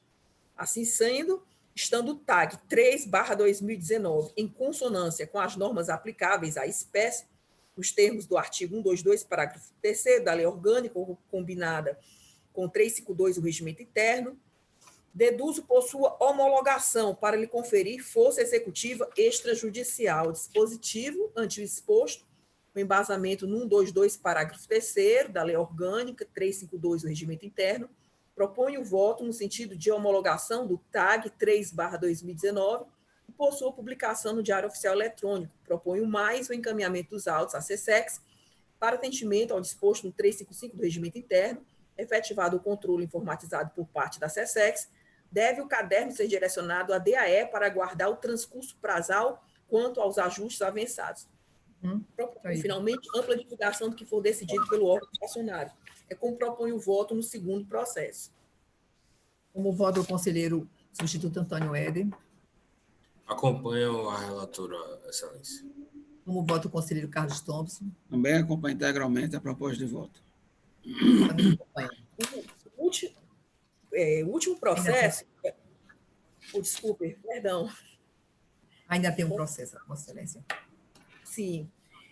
Posso começar a relatar, senhora presidente? Gratidão. O último processo é o de número 7933/2018, é uma representação, unidade jurisdicionada, Procuradoria-Geral de Justiça. Perdão, na verdade, interessada, Procuradoria-Geral de Justiça. Trata-se de representação oferecida pelo Ministério Público de Contas, tendo em vista notícia de fato enviada pela terceira Promotoria da Justiça de Ceará-Mirim, na qual relatou possíveis irregularidades no processo de dispensa emergencial licitatória 6/2018, contratação de entidade para prestar serviço de iluminação pública, evento 1. No evento 39, em sintonia com o parquê, propus tutela provisória, tutela de urgência, que foi acatado pelo órgão fracionário, mediante acordo 244/2018, evento 40, o TCRN determinou cautelarmente a suspensão dos efeitos do ato de dispensa emergencial e o monitoramento do cumprimento da decisão. Efetivadas as citações de praxe, foram apresentadas razões defensórias. A Controladoria Geral do município prestou informações que foram juntadas aos autos. Encaminhado o caderno à DAN, a unidade instrutiva se posicionou pela inexistência de pagamentos entre o período de maio a dezembro de 2018, em nome da suposta credora Relecum Serviço Eireli. A pedido do guardião da ordem jurídica, no evento 156, determinei a expedição de ofício à excelentíssima senhora promotora de justiça, doutora Isabel Cristina Pinheiro, a terceira Promotoria de Justiça de Ceará-Mirim, tudo com o propósito de, em regime de cooperação processual, fosse enviada cópia do inquérito número 06/2018, 1384-3, a diligência logrou êxito. No evento 171, o Ministério Público de Contas deduziu pela irregularidade da matéria e pela combinação de multa ao titular da função executiva municipal. Motivação. No evento 106, consta informação conclusiva da DAN, registrou a inexistência de pagamentos da Prefeitura Municipal de Ceará-Mirim em favor da entidade empresária Relecum Serviço Eireli. Em análise do caso concreto, mesmo considerando que não houve a comprovação da ocorrência de prejuízo ao erário decorrente da dispensa emergencial 6/2018, o MPC entendeu pela necessidade de aplicação de sanção ao senhor Marconi Antônio Prachedes Barreto. A seu ver, tipificou-se irregularidade formal, descumprimento ao disposto no Estatuto Licitatório Pátrio. Na análise da peça defensória, observe que o gestor apresentou relatório de revogação de licitação, comprovou o desfazimento do ato processual de contratação, depreendo, pois, que a tutela cautelar do TCRN foi satisfativa. Imperioso registrar que a revogação é a extinção do ato administrativo perfeito e eficaz, a princípio, com eficácia ex nunc, praticada pela administração pública e fundada em razões de conveniência e oportunidade. Por sua vez, anulação é a extinção de um ato ilegal, determinada pelo poder público ou pela função judiciária, com eficácia retroativa. Os fundamentos da anulação administrativa são o poder de autotutela e o princípio da legalidade. Eis a inteligência do artigo 53 da Lei Nacional 9784/99. Embora a terminologia utilizada pelo mandatário público não seja a mais adequada juridicamente, em termos práticos, a administração reconheceu a existência de ilegalidade no certame licitatório e empreendeu tempestivamente a invalidação licitatória. Em casuística similar, da primeira Câmara de Contas, compreendeu ser a solução salomônica para o caso concreto a extinção do feito sem julgamento meritório. Isso foi deliberado na 10ª sessão ordinária em 28 de março de 2019. Ao sindicalizar o caso concreto, vejo que a conduta perpetrada pelo agente público não gerou reflexo na gestão administrativa e financeira, vez que a despesa orçamentária não foi sequer executada. Por outro lado, o Relecum Serviço Eireli não detém direito em face do desfazimento do processo de contratação. Esclareço que, no âmbito do meu gabinete, determinei a averiguação da sorte da ação civil pública capitaneada pelo Ministério Público Comum. Conforme a pesquisa efetivada pelo auditor de controle externo, José Anderson Souza de Sales, o procedimento ministerial foi arquivado, inclusive. Assim sendo, forçoso reconhecer a impossibilidade de prosseguimento do feito, pelo menos por enquanto. Inexiste objeto a ser averiguado, sou pelo arquivamento processual, com substrato no artigo 71 da Lei Complementar Estadual 464/2012. Dispositivo. Discordando do MPC, utilizando como precedente o Acórdão 101/2019, processo 9806/2018, propõe o voto pelo arquivamento do feito com fundamento no artigo 71 da Lei Complementar Estadual 464/2012. Proponho mais ampla divulgação do que for decidido pelo órgão fracionário em atenção à efetividade do direito fundamental individual de acesso à informação. É como proponho o voto neste último processo.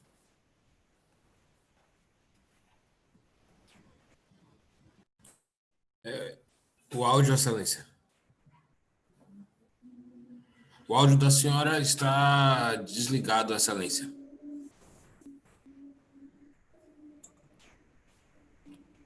Desculpe. Como vota Vossa Excelência? Eu acompanho integralmente a proposta de voto. O conselheiro Carlos Thompson.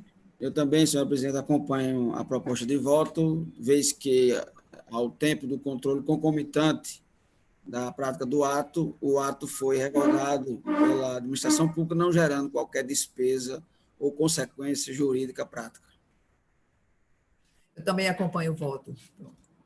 Senhora presidente. Com as considerações do conselheiro Carlos Thompson. Pela ordem. E pela ordem, aí, com a palavra, o excelentíssimo senhor procurador Luciano Ramos. Sendo uma representação do Ministério Público de Contas e não estando presente à sessão, o procurador que fez a representação, o Ministério Público de Contas pede vistas, sem fazer nenhuma referência de concordância ou não, apenas para tomar conhecimento dos autos e, eventualmente, tomar alguma providência que seja cabível na hipótese. Bom, fica registrado o pedido de Vossa Excelência. E passarei a relatar agora os processos a mim distribuídos, apesar do adiantado da hora, mas eu acho que dá tempo, eu tenho apenas um processo. Pode ser, né? Pode, presidente. Inclusive, o conselheiro presidente do tribunal, Francisco Potiguar, já nos alertou de que, eventualmente, é possível passar o período do horário em função de que a gente não tem como suspender e voltar em seguida. Sim. Então, não há problema nenhum. Tá, então passarei a relatar. É o processo de número 5.844/2014. É um relatório anual do exercício 2003 do município de Jundiá. O responsável é José Roberto de Souza. Parecer prévio. Considerando que o corpo técnico da DAN elaborou o relatório de auditoria sugerindo a emissão de parecer prévio desfavorável à aprovação das contas anuais do município de Jundiá, em razão da presença das seguintes falhas. Primeiro, não remessa de documentos exigido pela resolução de número 004/2013 TCE, conforme item 1 do relatório. Segundo, a receita orçamentária não foi estimada pelo valor bruto na lei orçamentária anual, descumprindo o artigo 6º da lei de número 4.320/1964. Terceiro, não foi apresentado o quadro de detalhamento da despesa, QDD, nem as cópias das leis e decretos relativos à abertura de crédito adicionais. Quarto, não foram alcançadas as metas fiscais estabelecidas na Lei de Diretrizes Orçamentárias, anexo de metas fiscais, apesar de medidas para limitação de empenho e movimentação financeira, mas face à frustração na arrecadação de receita. Quinto, os valores das receitas e despesas informados aos CIAs divergem dos apresentados no relatório anual. Sexto, os valores informados ao Sistema de Informação sobre Orçamentos Públicos em Saúde, CIOPS, divergem dos apresentados no relatório anual. Sétimo, o percentual atingido nos gastos de manutenção e desenvolvimento do ensino não atende ao mínimo exigido no artigo 212 da Constituição Federal. Oitavo, os valores informados ao Sistema de Informação sobre Orçamentos Públicos em Educação, CIOP, divergem dos apresentados no relatório anual. Nono, parte dos valores registrados no ativo financeiro do balanço patrimonial não está comprovado. Décimo, não foram adotadas providências para registro dos valores da dívida ativa. 11.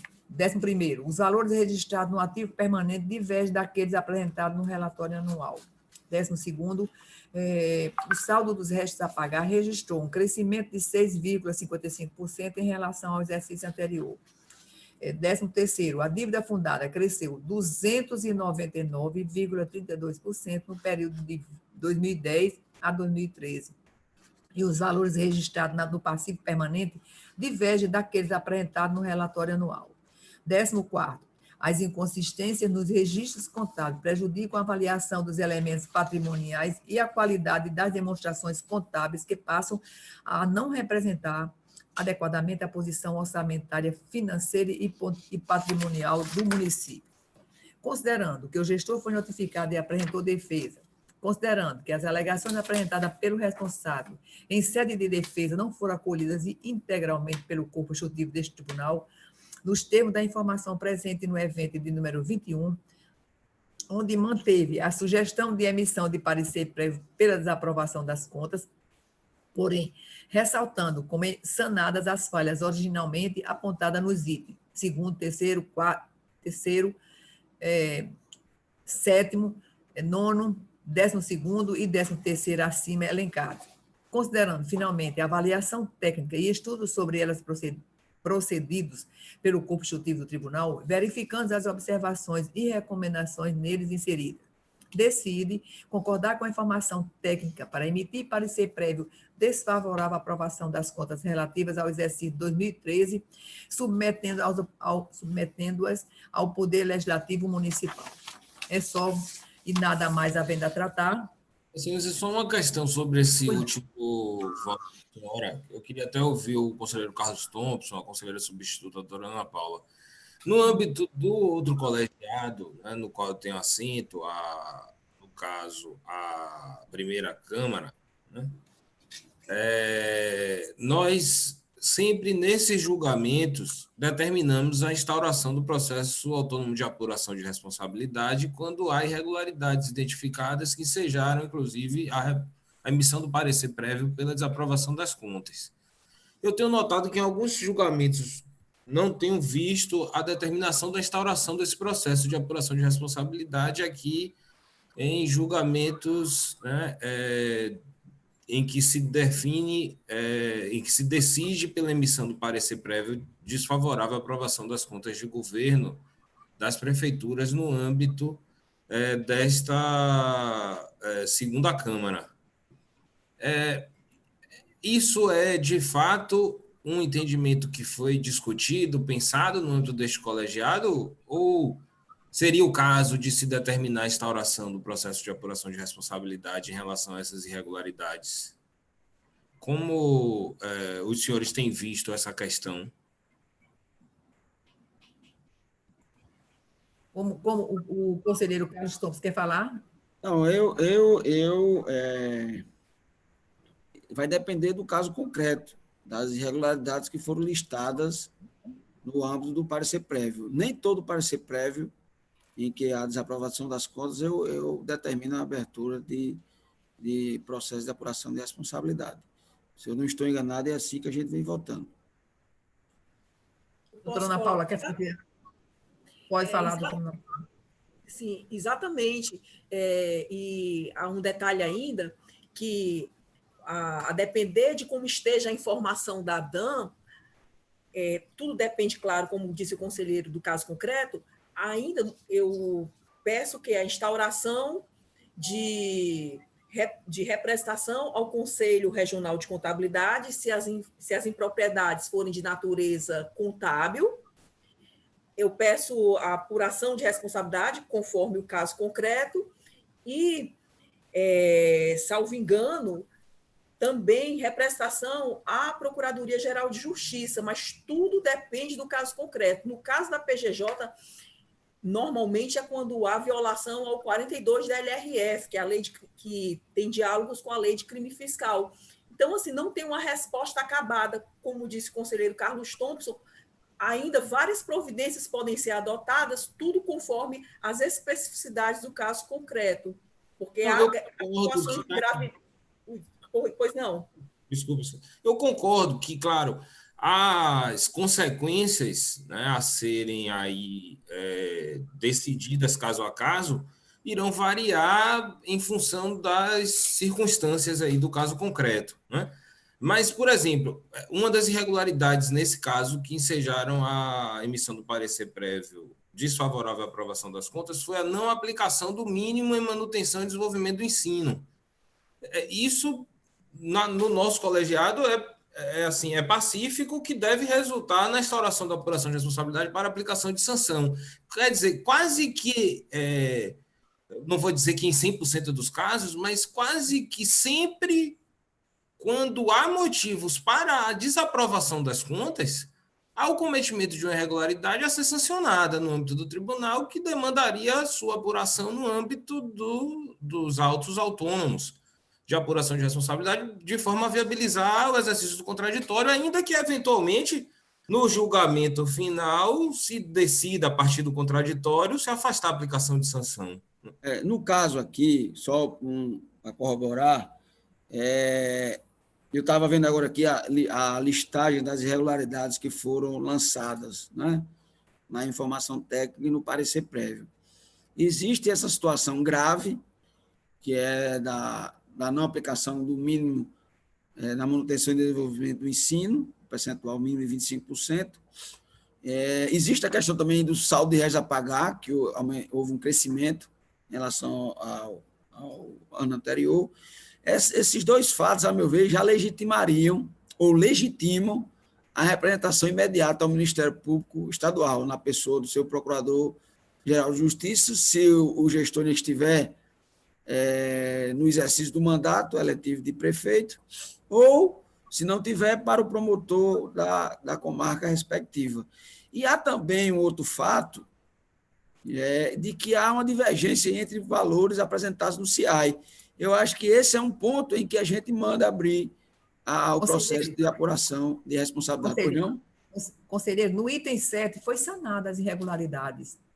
No item 7. Foi? Tá. Foi, sim. Foi.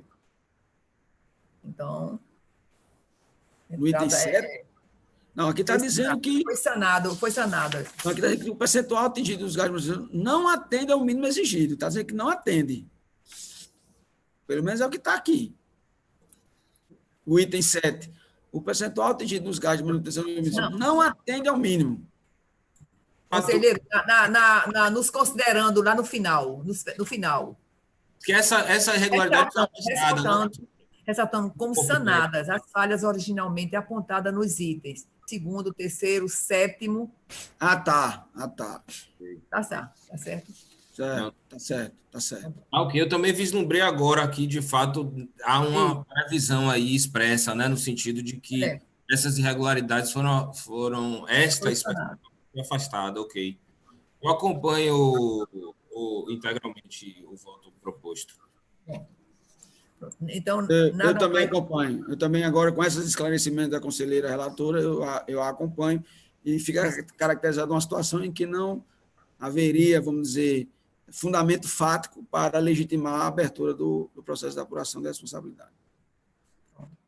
Então, nada mais havendo a tratar, encerra a sessão, a 17ª sessão ordinária, 7ª sessão em formato telepresencial da primeira Câmara do Tribunal de Contas do Estado do Rio Grande do Norte, convocando uma próxima para outra para quarta-feira, pelo fato do feriado de Corpus Christi, sabe? Dia 10 de junho de 2020, no horário regimental. É só, obrigada.